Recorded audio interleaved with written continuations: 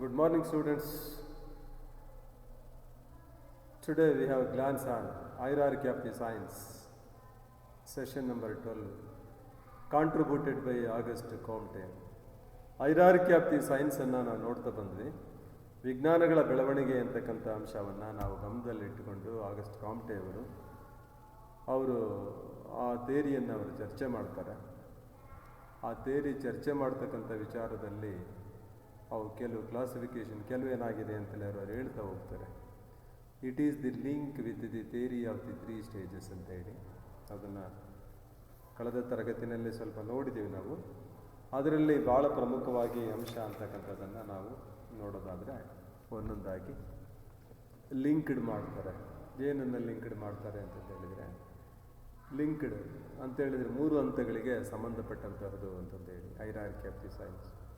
ಅಂದರೆ ಅಲ್ಲಿ theological stage, metaphysical stage and positive stage ಅಂತಕ್ಕಂಥದ್ದೇನಿದೆ ಅಲ್ಲಿ ಎವಲ್ಯೂಷನ್ ಆಗುತ್ತೆ.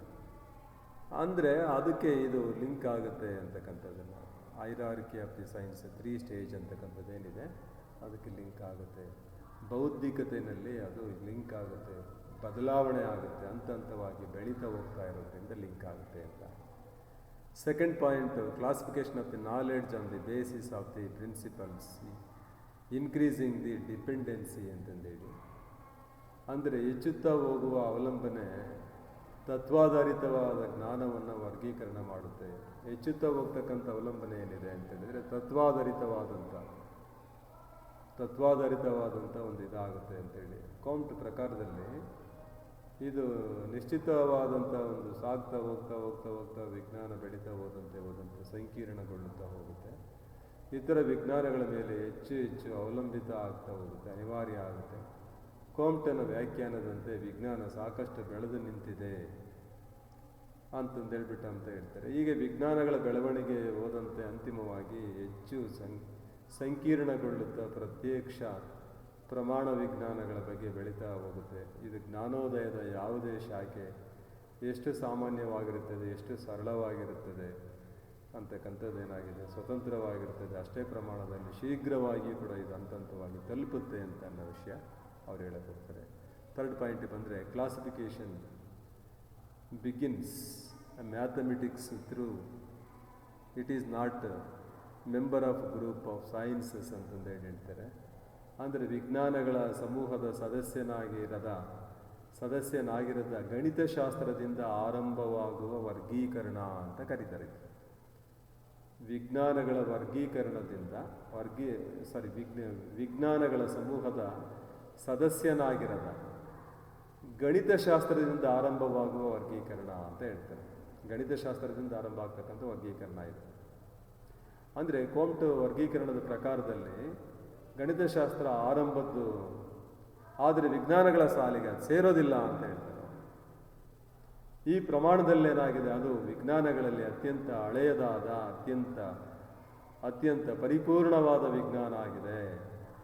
ವಸ್ತುಗಳ ವಿಚಾರಗಳ ನಡುವೆ ಸಂಬಂಧಗಳು ಅತ್ಯಂತ ನಿಖರವಾದಂಥ, ಅಳತೆ ಮಾಡಲ್ಪಟ್ಟಂಥ ವಾಸ್ತವಿಕ ಅದೊಂದು ವಿಜ್ಞಾನ ಅನ್ನಿಸ್ಕೊಳ್ಳುತ್ತೆ. It is the science. ಗಣಿತಶಾಸ್ತ್ರದಿಂದ ಮಾತ್ರ ನಾವು ವಿಜ್ಞಾನವನ್ನು ಅರ್ಥ ಮಾಡಿಕೊಳ್ಳಬಹುದು ಅಂತ ಹೇಳ್ತಾರೆ. ಆದರೆ ವಿಜ್ಞಾನಗಳ ಸಾಲಿಗೆ ಸೇರಲ್ಲ ಅಂತಕ್ಕಂಥ ಅಂಶವನ್ನು ಹೇಳ್ತಾರೆ. ಆಮೇಲೆ classification of the science based mathematics ಅಂತ ಹೇಳ್ತಾರೆ. ಅಂದರೆ ಗಣಿತವನ್ನು ಆಧಾರವಾಗಿಟ್ಟುಕೊಂಡು ಕೋಮ್ಟ್ರವರು ವಿಜ್ಞಾನಗಳ ವರ್ಗೀಕರಣ ಮಾಡ್ತಾ ಇದ್ದಾರಲ್ಲ, ಅವರ ಪ್ರಕಾರದಲ್ಲಿ ವಿಜ್ಞಾನಗಳಿಗಿಂತ ಬಹಳ ಸರಳವಾದ ಸ್ವರೂಪದ ಒಂದು ಖಗೋಳ ವಿಜ್ಞಾನ ಮೊಟ್ಟ ಮೊದಲನೆಯದು ಬೆಳವಣಿಗೆ ಹೊಂದಿದೆ, ಶಾಸ್ತ್ರ ಆಗಿದೆ. ಅನುಕ್ರಮವಾಗಿ ಭೌತಶಾಸ್ತ್ರ, ರಸಾಯನಶಾಸ್ತ್ರ, ಜೀವಶಾಸ್ತ್ರ, ಕೊನೆಯದಾಗಿ ಕಡೆಯದಾಗಿ ಸಮಾಜಶಾಸ್ತ್ರ ಅನುಸರಿಸುತ್ತೆ. ಗಣಿತಶಾಸ್ತ್ರವನ್ನು ಒಳಗೊಂಡಂತೆ 6 ವಿಜ್ಞಾನಗಳು ಪ್ರಮುಖವಾದವುಗಳು, ಸಮಾಜ ವಿಜ್ಞಾನಗಳು ಅತ್ಯಂತ ಸಂಕೀರ್ಣವಾದವುಗಳು ಅಂತಂದೇಳಿ ಹೇಳ್ತಾನೆ. ವಿಜ್ಞಾನಗಳ ವರ್ಗೀಕರಣದಲ್ಲಿ ಅವರು ಇದು ಸಾಮಾಜಿಕ ಭೌತಶಾಸ್ತ್ರ, ಸೋಷಿಯಾಲಜಿಯನ್ನೇ ಸಾಮಾಜಿಕ ಭೌತಶಾಸ್ತ್ರ ಅಂತವ್ರು ಕರೆದರು. ಸಮಾಜಶಾಸ್ತ್ರವು ಅತ್ಯಂತ ಕೊನೆಯದಾಗಿರ್ತಕ್ಕಂಥ ಶ್ರೇಣಿ ವ್ಯವಸ್ಥೆಯಲ್ಲಿ ತುದಿಯಲ್ಲಿರ್ತಕ್ಕಂಥ ಶಾಸ್ತ್ರ ಆಗಿದೆ ಅಂತೇಳಿ, ಸಮಾಜಶಾಸ್ತ್ರ ತನಗಿಂತಲೂ ಮೊದಲು ಸ್ಥಾಪನೆಗೊಂಡಂಥ ವಿಜ್ಞಾನಗಳಿಗಿಂತ ಭಾಳ ಭಿನ್ನ ಮತ್ತು ವಿಶಿಷ್ಟವಾಗಿದೆ ಅಂತೇಳಿ ಅವ್ರು ಹೇಳ್ತಾರೆ. ಐದನೇದಾಗಿ ನೋಡೋದಾದರೆ ಅಲ್ಲೇನು ಹೇಳ್ತಾರೆ, ಈ ಇಗ್ನೋರೆನ್ಸ್ ಅಥವಾ classification of the science into inorganic organic ಅಂತೇಳಿ, ಇನ್ಆರ್ಗ್ಯಾನಿಕ್ ಆ್ಯಂಡ್ ಆರ್ಗ್ಯಾನಿಕ್ ಅಂತೇಳಿ ಆರ್ಗ್ಯಾನಿಕ್ ಸೈನ್ಸ್ ಅವ್ರು ಹೇಳ್ತಾರೆ. ಅದರಲ್ಲಿ ಅವರು ವರ್ಗೀಕರಣ ಮಾಡ್ತಕ್ಕಂಥದ್ದು ನಿಜ, ಅದು ವಿಂಗಡಣೆ ಮಾಡ್ತಕ್ಕಂಥ ವಿಜ್ಞಾನಗಳೇನಿದೆ ಅದು ನೀರಯವ ವಿಜ್ಞಾನಗಳು ಮತ್ತು ಸಾವಯವ ವಿಜ್ಞಾನಗಳು ಅಂತಕ್ಕಂಥ ಪ್ರಸ್ತಾವನೆ ಮಾಡಿದ್ದಾರೆ. ಇಲ್ಲಿ ತುಲನಾತ್ಮಕವಾಗಿ ಹೇಳೋದಾದರೆ ನೀರಯವ ವಿಜ್ಞಾನಗಳು ಯಾವ್ಯಾವ ಅಂತ ಹೇಳಿದರೆ ಖಗೋಳ ವಿಜ್ಞಾನ, ಭೌತ ವಿಜ್ಞಾನ, ರಸಾಯನಶಾಸ್ತ್ರ, ಇವು ಹೆಚ್ಚು ಸರಳವಾಗಿವೆ, ಭಾಳ ನಿಚ್ಚಳ ಆಗಿದೆ ಅಂತ ಹೇಳ್ತಾರೆ. ಭಾಳ ಸಂಕೀರ್ಣವಾಗಿರ್ತಕ್ಕಂಥದ್ದು ಯಾವುದು ಅಂತ ಹೇಳ್ತಾರೆ ಅಂದರೆ ಜೀವಶಾಸ್ತ್ರವನ್ನು ಭಾಳ ಸಂಕೀರ್ಣವಾಗಿದೆ ಅಂತ ಹೇಳ್ತಾರೆ. ಆಮೇಲೆ ಆ ಸಂಕೀರ್ಣವಾಗಿರ್ತಕ್ಕಂಥದ್ರ ಜೊತೆಯಲ್ಲಿ ಈ ನಿಯಮಗಳನ್ನು ಒಳಗೊಂಡಿದೆ. ಕೋಮ್ಟ್ ಪ್ರಕಾರದಲ್ಲಿ ಮನಃಶಾಸ್ತ್ರ ಪ್ರತ್ಯೇಕವಾದಂಥ ಸ್ವತಂತ್ರವಾದಂಥ ಅಧ್ಯಯನ ಶಾಸ್ತ್ರವಾಗಿರದೆ ಅದು ಜೀವಶಾಸ್ತ್ರದ ಒಂದು ಶಾಖೆಯಾಗಿದೆ. ಹಾಗಾದರೆ ಇದನ್ನು ಆ ಪಾಲಿಗೆ ಸೇರಿಸ್ಬಿಡ್ತಾರೆ ಅಂತಂದೇಳಿ ಅಂತಕ್ಕಂಥ ಅಂಶವನ್ನು ನಾವು ನೋಡ್ತಾ ಬರ್ಬೋದು. ಹಾಗೆಯೇ 7 ನೋಡೋ ಸೋಷಿಯಲಾಜಿ ಏನಿದೆ, sociology has not yet to become a scientifically fully fledged science ಅಂತೇಳಿ ಅವ್ರು ಹೇಳ್ತಾರೆ. ಇದು ನಾವು ನೋಡ್ತಕ್ಕಂಥ ಇವುಗಳಲ್ಲಿ ನೋಡ್ತಾ ಬರ್ತೀವಿ. ಅದರಲ್ಲಿ ಭಾಳ ಪ್ರಮುಖವಾಗಿ ಕೋಮ್ಟ್ ವಿಜ್ಞಾನಗಳ ಅವೈಜ್ಞಾನಿಕ ವಿಚಾರಗಳು, ನಂಬಿಕೆಗಳು ಕೊಡ್ತಾ ವೈಜ್ಞಾನಿಕದತ್ತ ಹೋಗ್ತಕ್ಕಂಥ ವಿಷಯಗಳ ಕಡೆ ಏನಾಗಿದೆ, ಇದೀಗ ಮೈ ತೊಳೆದು ನಿಂತಿರ್ತಕ್ಕಂಥ ಸಮಾಜ ವಿಜ್ಞಾನಗಳು ಪರಿಪೂರ್ಣವಾಗಿವೆ ಅಂತಕ್ಕಂಥ ಅಂಶವನ್ನು ಇಲ್ಲಿ ಭಾಳ ಅವರು ಹೇಳ್ತಾರೆ.